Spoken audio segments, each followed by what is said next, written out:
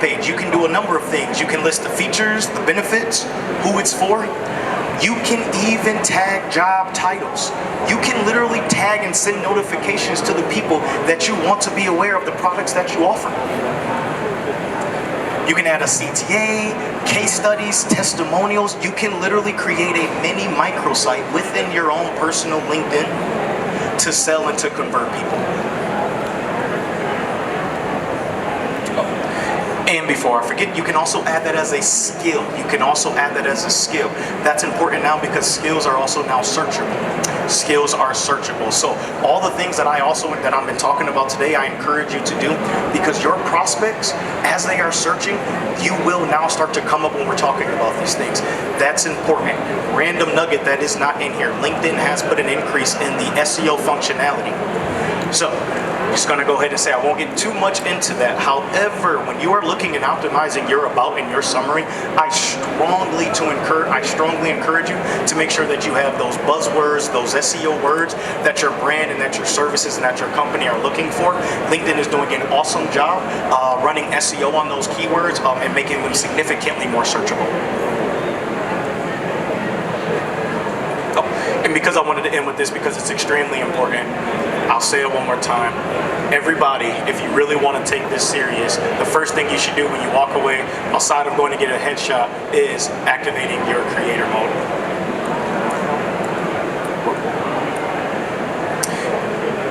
And, I'm sorry, there was one. I apologize. LinkedIn newsletters. This is the last feature that they just recently released, and this is going to be awesome, awesome, awesome. As an individual, you can now launch your own newsletter. You no longer have to launch it strictly from your company page. And the beautiful thing is you can actually have them connect together. So if you are an individual and you sell, you can launch your own newsletter. Yes, and you can even, one of the things that we do that I remind you guys that you can do, we actually take our monthly email that we already send out, and then now we repurpose it and put it on LinkedIn for our newsletter. So the really cool thing, you guys, is a lot of these strategies aren't brand new. You can take the existing content and collateral that you have and repurpose it appropriately. And then LinkedIn market, sorry, I went just a tad bit out of order. But yes, finding clients and contractors in LinkedIn services marketplace. So again, if you are a contractor, if you are a SaaS, if you are a freelancer, if you are a consultant, LinkedIn has invested a significant amount of money to compete with companies like Fiverr and like Upwork. And so now you can put your service and, more importantly, yourself on LinkedIn to be searched, you guys. As we are wrapping up, again, encourage everybody to take a step over here and visit our booth. We have a number of free things that we wanted to offer. Tomorrow we are offering free unlimited champagne because we also do like to have fun and not just be serious. But we're offering complimentary social media audits, complimentary SEO audits, complimentary social media paid ads audits. We do manage just over about $11 million a year in social media paid ads as well.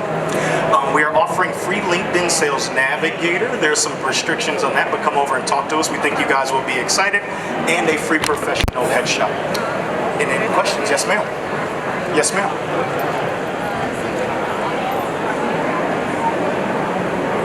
Okay, so I have two questions. So one is for segmenting your audience for the post. So if I were to do that, does LinkedIn have any analytics or some type of AI that can just generate, I don't know, so I can segment female to male, things like that, or is it everything manual? As of right now, everything is going to be manual. Yep, they've not gotten to that point. So yes, you have to have a really, I won't say solid understanding of who your audience is, but you need to kind of put the work to initially create it. It's a good question. And then the other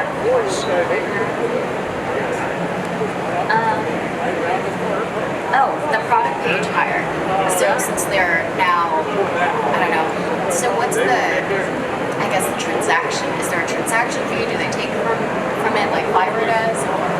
So you connect it directly to whatever platform that you're selling for. So to keep it simple, say you sell through Amazon, for example, you create your product pages and everything through LinkedIn, and people would still buy through your Amazon platform, through the back end of whatever platform that you would have, your Shopify platform, all of those different types of things. When we did it, it was plug and play. Now that is going to depend on whatever system that you use for that, and apologize that I don't know more details about each of the systems, but I will get some more information. You're welcome. Any other questions?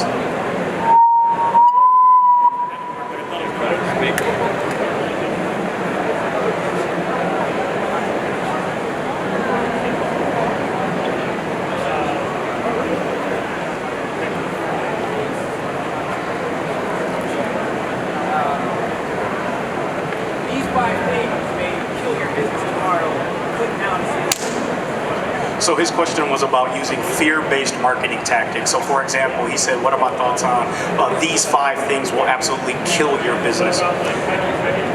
Yep. So I have a few different things about that. Part of it is going to depend on the brand that you want to set yourself. So I'll give you a very simple example. Our CEO who just spoke before me, he does the negative aspect of it. His brand is around, how do I want to say it? Because it's not necessarily creating fear. What's the best way that I want to say it? It needs to fit your brand. It needs to fit you, because what becomes awkward is if it doesn't fit you, if it doesn't fit that interaction that I had. So if I'm going to that and I'm reading that, and then it doesn't fit your voice, it doesn't fit your tonality, your follow-up, depending on what you're going to follow up, for example, whatever the results are, the 5 things to kill, how are you going to follow up with the content that comes after them? I think your brand determines a lot of that piece right there. I don't think it's as simple as never do that or always do that. Does that make sense? That's kind of a hard question to answer, because there are very appropriate times to do it, and then there are very inappropriate times to do it. And then there's certain things that you can get away with that I may not be able to, and there's certain things I'm going to be able to get away with that you may not be able to get away with.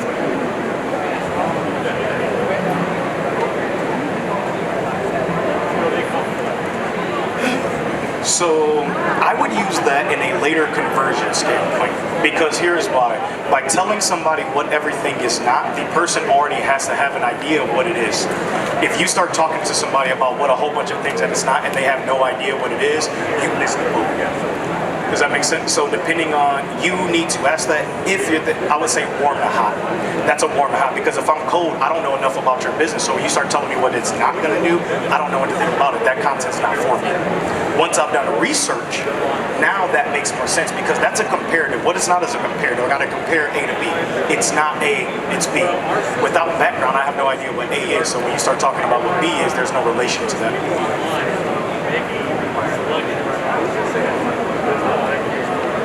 100%. Yes, ma'am.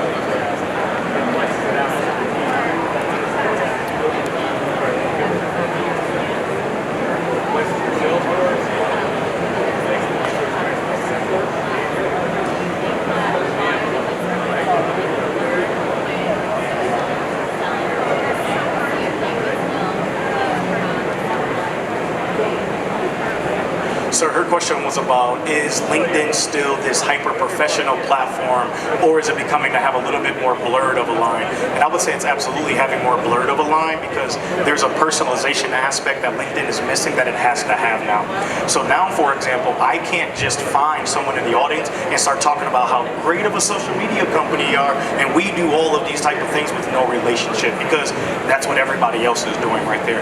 However, if I start to at least start to develop a relationship between you and I, and then start to introduce you to that brand, people are starting to be more comfortable. So a little thing that we always talk to people about on our personal page, or on their personal page, your cover photo, for example, is a great place to really start to show your personality, and it's very appropriate to show your personality in there. So if you just want a pop of something like that, cover photo is an awesome place to talk about your hobby, your passion, any different thing like that. So it's absolutely blended, and I would encourage you to be personal. This is something else we talked about. I gave a talk strictly on doing LinkedIn videos. One of the things we tell people is don't edit them too much, for example. Keep your ums in videos. Why? Because people now realize that that's a real person. That struggle, that when it's not too smooth, people actually connect with that significantly more than a video that's uploaded and it's perfect and flawless. Yes, sir.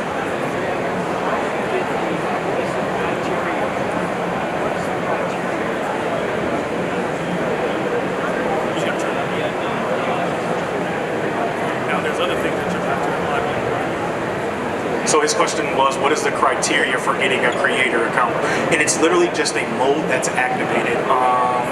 I'd have to go on the top of my head, but basically if you literally go into like view your profile, it's gonna be on the left side by like where your analytics and different things is at.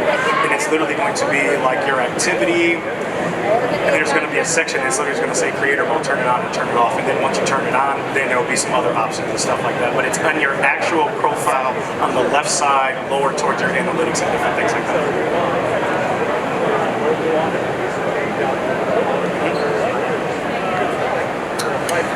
Yeah, so I'm not sure how much they put. From LinkedIn, I'm not sure, but we have something that I can send you. If you remind me when we come over here, I can send you something. LinkedIn didn't put out too much about that, but one of the things that we do is we source and we reach out to them to get a lot of those features. So oftentimes when we talk about their features, a lot of people don't know that these things are released, but that's part of the benefit of partnering with them, is that we get a lot of that different type of stuff before other people do. No, sir. No, the name kind of worked out for us. Socially. Yes, ma'am.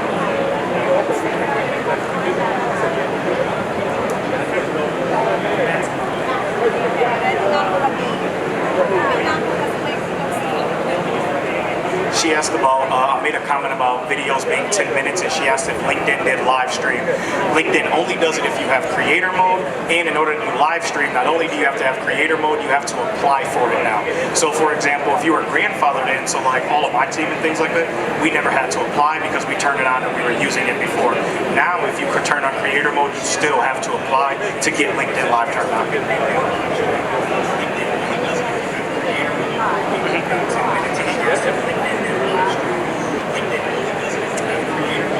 Well, I guess to be very frank, I don't even know your business, so I don't have like a direct suggestion for you. We do both though, for example. So for example, I have a blog and I have a newsletter on my LinkedIn. My blog is bi-monthly, 2 different times. You absolutely need creative mode for a video podcast. A million %. That part won't matter, no ma'am.